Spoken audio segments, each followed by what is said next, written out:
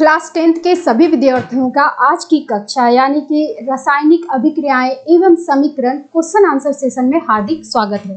तो आज हम लोग आगे के क्वेश्चंस को सॉल्व करेंगे जो आगे के क्वेश्चंस बच गए थे।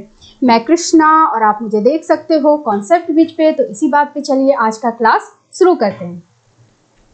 ठीक है, तो आपका फर्स्ट क्वेश्चन है यानी कि 9th नंबर का क्वेश्चन है, क्योंकि हमने 8 तक ऑलरेडी सॉल्व कर चुकी हूँ। तो ये 9th नंबर का क्वेश्चन है जो आपके बुक का क्वेश्चन है कि ऊष्माक्षेपी एवं ऊष्माशोषी अभिक्रिया का क्या अर्थ है, उदाहरण दीजिए। आपको इसमें बताना है कि ऊष्माक्षेपी और ऊष्माशोषी अभिक्रिया क्या है और उससे रिलेटेड आपको एक एक या दो उदाहरण देने हैं। ठीक है, तो चलिए ऊष्माक्षेपी क्या होता है। ऊष्माक्षेपी वह रासायनिक अभिक्रिया है जिसमें क्या होता है, जब अभिक्रिया होती है तो उस दौरान में हीट बाहर निकलती है, ऊष्मा बाहर निकलती है, यानी कि वातावरण में ऊष्मा निकलती है जिसकी वजह से वातावरण गर्म हो जाता है। तो जब ऐसा होता है जिस अभिक्रिया में, तो हम उसको बोलते हैं वो ऊष्माक्षेपी है। क्षेपी का मतलब क्या, निकालना। क्षेपी का मतलब क्या होता है, निकालना। तो आप वर्ड को कंबाइन करके आप उसके मतलब डेफिनेशंस को निकाल सकते हो अगर आपको वर्ड पे पकड़ हो। तो ऊष्मा मतलब क्या हुई, ऊर्जा। ऊष्मा मतलब क्या हुई, गर्म ऊर्जा। और क्षेपी मतलब निकालना। तो ऊष्माक्षेपी वैसा जो गर्म ऊर्जा को बाहर निकालती है। तो वैसी ही अभिक्रिया जिसमें ऊर्जा बाहर निकलती है उसको हम बोलते हैं ऊष्माक्षेपी। ये आपका समझने वाला लैंग्वेज, लिखने वाला लैंग्वेज। वह रासायनिक अभिक्रिया जिसमें अभिक्रिया के दौरान ऊष्मा यानी कि हीट निकलती है उसे ऊष्माक्षेपी अभिक्रिया कहते हैं। अर्थात इस अभिक्रिया में ऊर्जा वातावरण में उत्सर्जित यानी कि रिलीज होती है जिससे आसपास का तापमान बढ़ जाता है। तो इसको हम क्या बोलते हैं, ऊष्माक्षेपी। सामान्य रूप से क्या हुआ, अभिकारक हुआ, कोई अभिकारक हुआ, वो टूटेगा तो क्या बनेगा, उत्पाद, और साथ में क्या निकलेगा, बहुत सारा ऊष्मा, बहुत सारा ऊर्जा, जिसकी वजह से ये कहलाया ऊष्माक्षेपी। क्षेपी का मतलब निकालना, बाहर निकालना, यानी कि ऊष्मा को बाहर निकालने वाला, तो उसको हम बोले ऊष्माक्षेपी। तो चलिए इसका उदाहरण देखते हैं। सबसे पहला है हाइड्रोजन का दहन। एक अच्छा उदाहरण है ऊष्माक्षेपी अभिक्रिया का कि इसमें क्या होता है कि हाइड्रोजन जो एक गैस अवस्था में है और ऑक्सीजन जो एक गैस अवस्था में है, जब दोनों आपस में अभिक्रिया करते हैं तो क्या निकलता है, जल वाष्प, यानी कि वाटर लिक्विड के फॉर्म में। कितना डिफरेंट है ना, दो गैस आपस में रिएक्ट करके यानी कि आपस में अभिक्रिया करके कुछ तीसरा ही चीज, कुछ नया ही चीज बना रहे हैं, कुछ नई बॉन्डिंग हो रही है जो बनता है जल वाष्प यानी कि वाटर। ठीक है, जिसका एकदम प्रॉपर्टीज डिफरेंट है। और साथ में क्या निकलेगी, चूंकि ये बॉन्डिंग, इसके बीच में जो बॉन्डिंग बनी रहती है ना वो टूटती है, तो टूटने के दौरान में ना बहुत सारी ऊर्जा निकलती है। जो ये बॉन्ड टूटते हैं ना और नए बॉन्ड बनते हैं तो उसमें क्या होती है, बहुत सारी ऊर्जा निकलती है। तो उसी ऊर्जा को हम बोले ऊष्माक्षेपी अभिक्रिया, क्योंकि वो ऊर्जा बाहर निकली। ठीक है, तो क्या हुआ इसमें, फिर से देख लो। हाइड्रोजन गैस ऑक्सीजन में जलती है। जब हाइड्रोजन और गैस ऑक्सीजन की प्रेजेंस में जलती है तो जल बनता है पहला। दूसरा, बहुत अधिक ऊष्मा निकलती है। ठीक है, इसमें मतलब आपको देखने को मिलेगा कि ऊष्मा निकलती है, ज्वाला दिखाई देती है, क्योंकि वो जलेगा तो ज्वाला तो दिखाई देगी ही, और वातावरण क्या होगा, गर्म हो जाएगा। तो ये सारे प्रॉपर्टी से आप समझ जाओगे कि ये कौन सी अभिक्रिया है, ऊष्माक्षेपी अभिक्रिया है। ठीक है, नेक्स्ट चले। दूसरा एग्जाम्पल है, दूसरा उदाहरण है इसी का, मीथेन गैस का दहन करना। यानी कि प्राकृतिक गैस, जो मीथेन गैस है, आपका खाना वाना जो बनता है ना वो किससे बनता है, मीथेन गैस से। आपके जो गैस चूल्हा में होता है वो कौन सा गैस होता है, मीथेन गैस।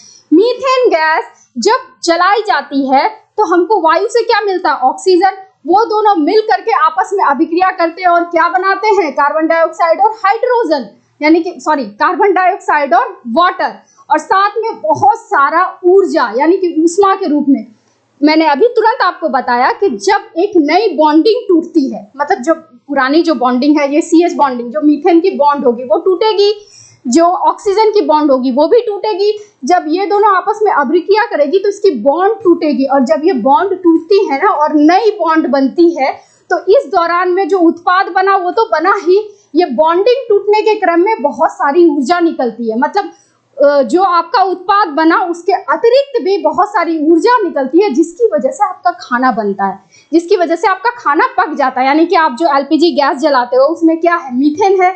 मीथेन आप जैसे निकला वो वायु से जो ऑक्सीजन हुआ उससे मिला, तो मीथेन की बॉन्डिंग टूटेगी, ऑक्सीजन की बॉन्डिंग टूटेगी, दोनों आपस में मिलेंगे और फिर एक नई बॉन्डिंग क्रिएट करेगी। ठीक है, नया बॉन्ड क्रिएट करेगा, नया उत्पाद बनेगा। जब नया उत्पाद बनेगा, नई बॉन्ड बनेगी, तो उसी बीच में क्या होती है, उत्पाद के साथ साथ बहुत सारी ऊर्जा निकलती है। वही ऊर्जा एक्चुअली हमारे खाने को पकाने में यूज होती है। ठीक है, तो ये वास्तविक जीवन में आप ये ऊष्माक्षेपी अभिक्रिया का बहुत अच्छा उदाहरण देख सकते हो। जो एलपीजी गैस है आपके घर में, जो अभी हम बताएं कि कैसे क्या होता है, वो हुआ। सीएनजी गैस, जिसकी वजह से व्हीकल्स चलती है, वो उसमें भी सेम प्रक्रिया होती है कि जब वो ऑन होती है तो उसमें भी सेम चीज रिलीज होती है और साथ में क्या होती है, बहुत सारी ऊर्जा निकलती है ऊष्मा के रूप में, जिससे आपकी व्हीकल्स चलती है। लकड़ी हुआ, कोयला हुआ, पेट्रोल हुआ, डीजल का जलना हुआ, सभी ऊष्माक्षेपी अभिक्रिया का एक अच्छा उदाहरण है, क्योंकि इन सभी में मीथेन गैस होता है जो ऑक्सीजन के साथ मिल करके अभिक्रिया करती है और पुरानी बॉन्ड टूट करके नई उत्पाद जो बनती है उसकी नई बॉन्डिंग बनती है। ये नई बॉन्डिंग बनने के चक्कर में बहुत सारी ऊर्जा निकलती है ऊष्मा के फॉर्म में, जो एक्चुअली अतिरिक्त हीट होता है, यानी कि अतिरिक्त ऊर्जा होती है, जिससे आपका और सारा काम होता है, जैसे कि खाना बनना, व्हीकल्स चलना, ये सारे चीज ऊष्माक्षेपी के अभिक्रिया के अच्छे उदाहरण हैं। ठीक है, क्लियर है? आगे चले। दूसरा था आपका ऊष्मा शोषी अभिक्रिया क्या होती है, यानी कि एंडोथर्मिक। पहला था एक्सोथर्मिक, इंग्लिश में ऊष्माक्षेपी, और दूसरा है ऊष्मा शोषी। वर्ड को ध्यान में रखो, ऊष्मा शोषी। शोषी का मतलब क्या होता है, लेना। क्षेपी का क्या मतलब होता है, बाहर निकालना। ऊष्मा शोषी, दो वर्ड्स को कंबाइन किया। ऊष्मा मतलब क्या, ऊर्जा, हीट। ठीक है, शोषी का क्या मतलब हुआ, लेना, बाहर से कोई चीज लेना। तो जो अभिक्रिया में, वैसा रासायनिक अभिक्रिया में जिसमें वो अभिक्रिया को होने के लिए बाहर से ऊर्जा लेनी पड़े, उस अभिक्रिया को होने के लिए बाहर से ऊर्जा लेनी पड़े, उसको हम बोलेंगे ऊष्मा शोषी अभिक्रिया। ये समझने वाला भाषा। अब लिखने वाला भाषा, वह रासायनिक अभिक्रिया जिसमें अभिक्रिया होने के लिए बाहर से ऊष्मा लेनी पड़े, उसे ऊष्मा शोषी अभिक्रिया कहते हैं। यानी कि अर्थात अभिक्रिया ऊर्जा को, इस अभिक्रिया में ऊर्जा को वातावरण से अवशोषित करती है, एब्जॉर्ब करती है। मतलब वो परफॉर्म होने के लिए, उस अभिक्रिया को होने के लिए वो वातावरण से एक्स्ट्रा एनर्जी एब्जॉर्ब करती है, एक्स्ट्रा ऊष्मा एब्जॉर्ब करती है, तभी वो परफॉर्म होती है, तभी वो अभिक्रिया पूर्ण होती है। तो वैसी अभिक्रिया को हम क्या बोलते हैं, ऊष्मा शोषी। वर्ड को ध्यान में रखो, ऊष्मा शोषी। शोषी का मतलब बाहर से लेना। ठीक है, तो सामान्य रूप से क्या हुआ, अभिकारक प्लस ऊष्मा, मतलब अभिकारक जो भी है वो रहा, साथ में उसके साथ क्या होगा, ऊष्मा होगा, यानी कि बाहर की कुछ ऊर्जा ली हुई होगी, तब उससे आपका उत्पाद बनेगा। जैसे उदाहरण के तौर पे प्रीवियस क्लास में जो आपको 1 नंबर का क्वेश्चन सॉल्व किए थे, उसमें भी ये उदाहरण था, जिंक कार्बोनेट का अपघटन, यानी कि जिंक कार्बोनेट का डिकम्पोजिशन। जिंक कार्बोनेट जो सॉलिड फॉर्म में है, जो सफेद कलर का होता है, जब उसमें हम हीट देते हैं, इसको हम ऊष्मा बोलते हैं। ये जो साइन है ना, इसको बोलते हैं हीट, यानी कि ऊष्मा दिए, बाहर से हम उसमें ऊष्मा दिए, यानी कि उसको हम गर्म किए, तब जाकर के ये अभिक्रिया परफॉर्म हुआ, यानी कि आगे बढ़ी। अगर हम ये गर्म नहीं देते, ये हीट नहीं देते, तो ये नहीं टूटता, ये एज इट इज रहता। ठीक है, तो ऊष्मा बाहर से दिए तो ये किस फॉर्म में टूटा, जिंक ऑक्साइड में, जो एक सॉलिड फॉर्म का है, जो जब गर्म होता है तो येलो कलर का होता है, पीला कलर का होता है, और जब ठंडा हो जाता है तो सफेद कलर का हो जाता है। ठीक है, और साथ में क्या मिला, कार्बन डाइऑक्साइड गैस। ये भी गंधहीन, ये भी गंधहीन, ये भी गंधहीन। ठीक है, सब कोई रंगहीन है, बस ये जब गर्म होता है तब पीला कलर का दिखेगा, ठंडा हो जाएगा तो सफेद कलर का दिखेगा। तो जिंक कार्बोनेट का अपघटन एक बेस्ट एग्जांपल है ऊष्मा शोषी अभिक्रिया का। तो क्या होता है वो देख लो, जिंक कार्बोनेट को गर्म करने पर, जब हम इसको गर्म करते हैं, यह जिंक ऑक्साइड तथा कार्बन डाइऑक्साइड में टूट जाता है। प्रक्षेपण क्या हुआ, लगातार गर्म करना पड़ता, मतलब आपको जिंक कार्बोनेट को लगातार गर्म करना पड़ेगा, तभी ये अभिक्रिया आगे बढ़ेगी। कार्बन डाइऑक्साइड गैस निकलती है। बिना ऊष्मा के अभिक्रिया नहीं होती, ये ध्यान रखना, बिना ऊष्मा के क्या होगा, अभिक्रिया नहीं होती। मगर आप यानी कि आप अगर एक्स्ट्रा एनर्जी उसमें नहीं दोगे, एक्स्ट्रा ऊर्जा उसमें नहीं दोगे, तो ये अभिक्रिया परफॉर्म नहीं होगी, आगे नहीं बढ़ेगी। ठीक है, इसीलिए इसको हम क्या बोले, ऊष्मा शोषी बोले, यानी कि ऊष्मा बाहर से लेती है, उसको ऊष्मा शोषी अभिक्रिया बोले। ठीक है, और ये बचपन से आप ये वाला दूसरा एग्जांपल दे लो, ये आप बचपन से बुक में पढ़े होंगे, फोटोसिंथेसिस। ये एग्जाम्पल आप बचपन से पढ़े होंगे और देखते भी होंगे, लेकिन इसके बारे में शायद डिटेल से नहीं पता होगा या पता भी होगा। ये क्या है? प्रकाश संश्लेषण, जिसको इंग्लिश में हम बोलते हैं फोटोसिंथेसिस। जो पौधा है ना, हमारा पौधा ही एक ऐसा है जो अपना खाना खुद बनाता है। हम लोग भी अपना खाना खुद बनाते नहीं है। वो हम क्या करते हैं, हम खाना को पकाते हैं लेकिन बनाते नहीं है। हमें राइस मिलता है, दाल मिलता है, ये सब मिलता है तो हम अपना खाना पका लेते हैं, लेकिन हम राइस खुद से नहीं बनाते, वो हमको प्रकृति से मिलता है ना। लेकिन ये एक ऐसा पौधा है, पौधा ही एक ऐसा है जो अपना फूड, अपना खाना खुद बनाता है। वो क्या होता है? प्रकाश संश्लेषण। और ये किस तरह का उदाहरण है? ऊष्माशोषी, क्योंकि इसमें भी हीट लगता है। क्या करता है पौधा हवा से कार्बन डाइऑक्साइड लेता है, हवा से कार्बन डाइऑक्साइड लेता है। कैसे लेता है? पौधा में जो होता है ना, लीफ होती है, पत्तियां होती है, पत्तियां में छोटे छोटे छिद्र होते हैं। आप ध्यान से देखोगे, आपको दिखेंगे, शायद नहीं भी दिखे, वो माइक्रोस्कोप से दिखेंगे, उसमें छोटे छोटे छिद्र होते हैं। उस छिद्र के द्वारा हवा से पौधा जो है, प्लांट जो है, कार्बन डाइऑक्साइड लेता है। और वाटर, पानी कहाँ से लेता है? जड़ से लेता है। जड़ से, मिट्टी में जो पानी होती है उससे, जड़ से वो पानी लेता है। ये दोनों ले करके फिर वो क्या करता है? सूर्य के प्रकाश का रोशनी लेता है। सूर्य के प्रकाश के रोशनी के प्रेजेंट में, उसके प्रेजेंस में ये दोनों मिला करके वो अपना खाना बनाता है। क्या बनाता है? ग्लूकोज और ऑक्सीजन। ये कैसे होता है? जो एक क्लोरोफिल होता है, प्लांट में क्लोरोफिल नाम की चीज होती है जो पत्तियों में पाई जाती है, ठीक है। वो क्लोरोफिल बड़ी काम की चीज होती है। वही एक्चुअली खाना बनाने का, ये खाना बनाने का जो प्रोसेस होता है ना, पत्तियां ली कार्बन डाइऑक्साइड, रूट उसका लिया पानी, मतलब उसका जो पौधे का जड़ हुआ वो पानी लिया, ठीक है। और फिर पत्तियां क्या की? सूर्य का प्रकाश भी ली। लेकिन ये दोनों को कंबाइन करके, ये क्लोरोफिल जो है, ये दोनों को कंबाइन करके सूर्य के प्रकाश के प्रेजेंट में ये खाना बनाती है। और क्या बनता है? इसका ग्लूकोज, जो पौधा अपने भोजन के लिए यूज करता है। जैसे हमारे शरीर में ग्लूकोज बनता है जब हम खाना खाते हैं उसके दौरान, उसी तरह से ये भी अपना ग्लूकोज बनाता है, जो इसके पूरे प्लांट के हर पार्ट में ग्लूकोज ट्रांसफर होता है। और साथ में क्या बनता है? ऑक्सीजन। और ऑक्सीजन कहाँ जाता है?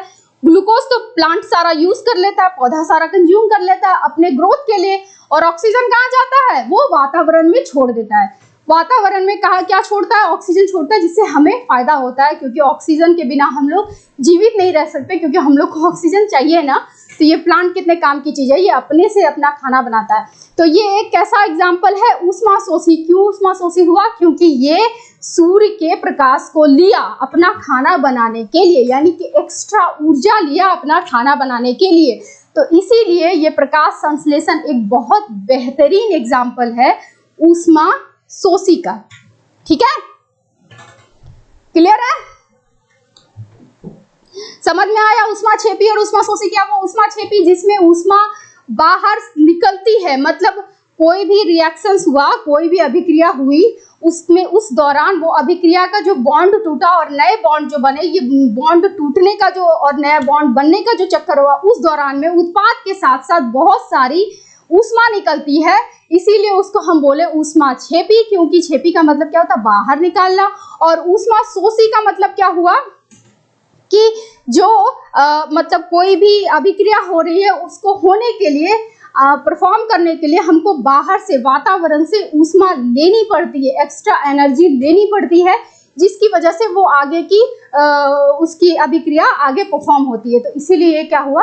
ऊष्माशोषी, ठीक है। क्लियर है? मैंने आपको जितनी सरल लैंग्वेज में समझा सकती थी उतने अच्छे से समझाया। होप आपको ये क्लियर होगा, ठीक है। नोट डाउन कर लीजिए और चलते हैं अब नेक्स्ट क्वेश्चन। अब आपका 10वां क्वेश्चन है, श्वसन को ऊष्माक्षेपी अभिक्रिया क्यों कहते हैं? वर्णन कीजिए। जो श्वसन है, जो सांस लेने की प्रक्रिया है ना, ये भी एक तरह की ऊष्माक्षेपी अभिक्रिया है। ऊष्माक्षेपी क्यों? ऊष्माक्षेपी का मतलब क्या? कि वो भी ऊर्जा निकालती है, वो वाली अभिक्रिया है। तो ऐसा क्यों है, ये आपको डिटेल्स में वर्णन करना, यानी कि विस्तार में बताना है, ठीक है। तो समझिए। तो पहले सांस लेने की जो प्रक्रिया होती है, श्वसन की प्रक्रिया होती है, एक्चुअली उसमें होता क्या है? उसमें क्या होता है कि खाना में जो हम लोग खाते हैं उसमें होता है ग्लूकोज।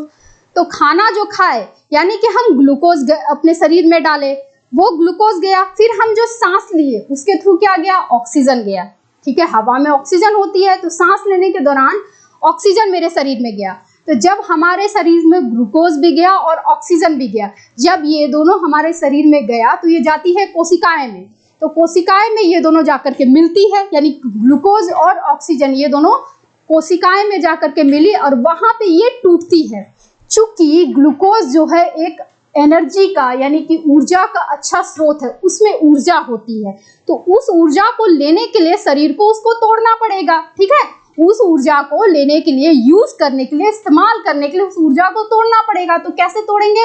तो ये ग्लूकोज का ऑक्सीकरण होता है, यानी कि ये ऑक्सीजन से अभिक्रिया करके ये जो होता है बॉन्ड इसकी टूटती है और ये दोनों की बॉन्ड टूट करके नई बॉन्ड बनती है, नया उत्पाद बनता है, जैसे कार्बन डाइऑक्साइड, वाटर, और साथ में क्या निकलती है? ऊर्जा निकलती है। ये ऊर्जा जो क्या हुई बॉडी की, हमारे शरीर की एटीपी हुई, एटीपी हुई। जैसे हम लोग को करेंसी चाहिए, पैसे चाहिए, तो हम क्या करते हैं? एटीएम लेते हैं, एटीएम से पैसे निकालते हैं और अपना यूज करते हैं।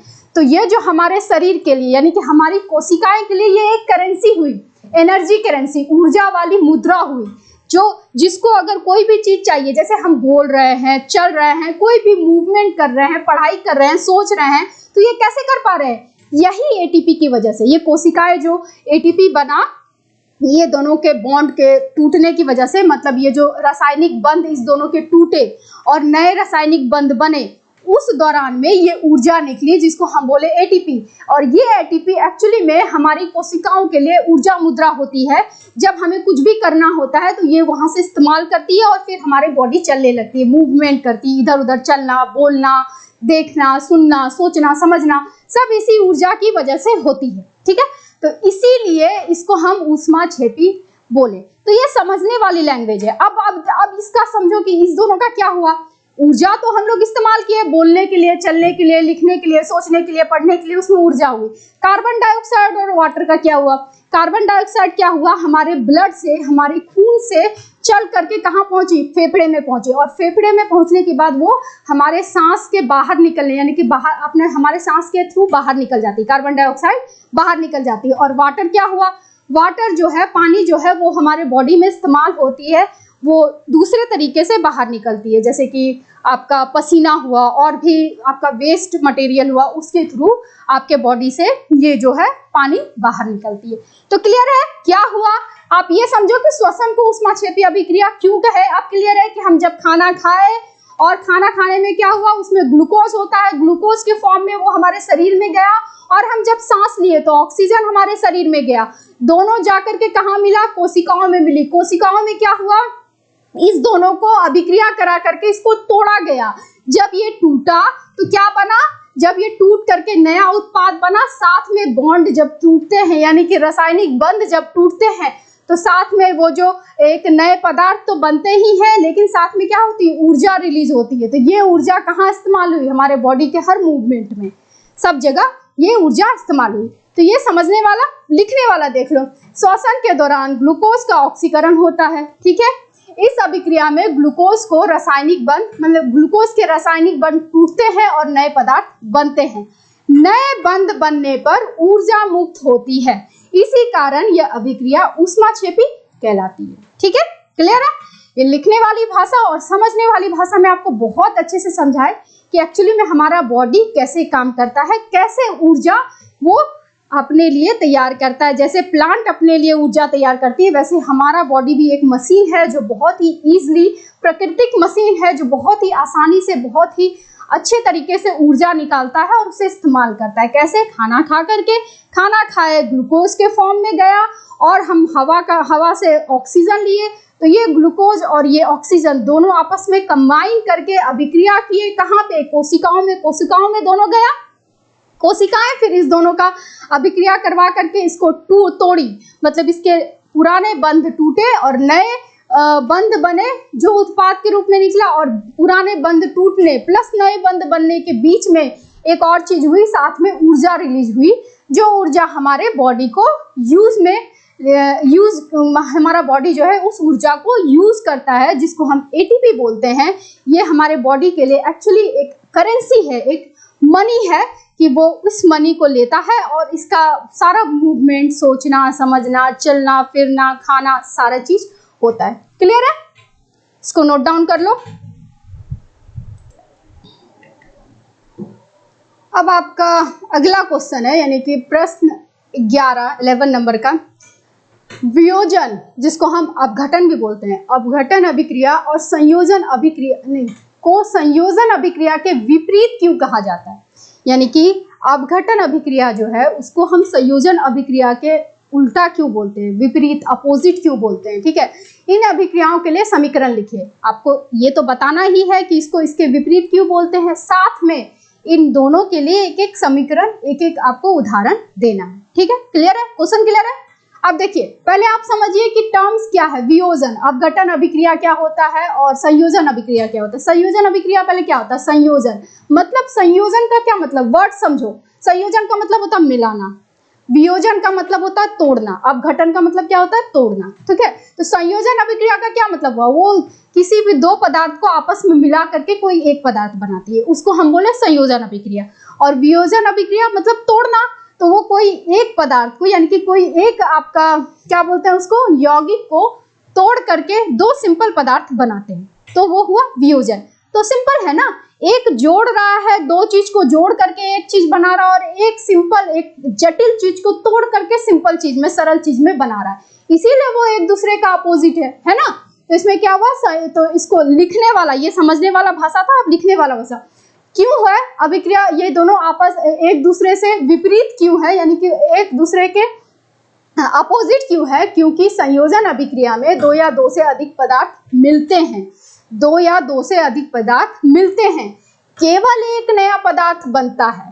ठीक है, क्योंकि संयोजन अभिक्रिया में दो या दो से अधिक पदार्थ मिलते हैं, केवल एक पदार्थ बनता है, यानी कि A + B = AB। ठीक है, और वियोजन अभिक्रिया में एक यौगिक टूटता है, एक यौगिक टूटता है, दो या दो से अधिक पदार्थ बनते हैं, यानी कि एक जटिल चीज टूट करके दो या दो से अधिक पदार्थ के सिंपल, सरल फॉर्म में टूट जाता है। ठीक है, अर्थात संयोजन में मिलना होता है, वियोजन में टूटना होता है। इसी कारण वियोजन अभिक्रिया को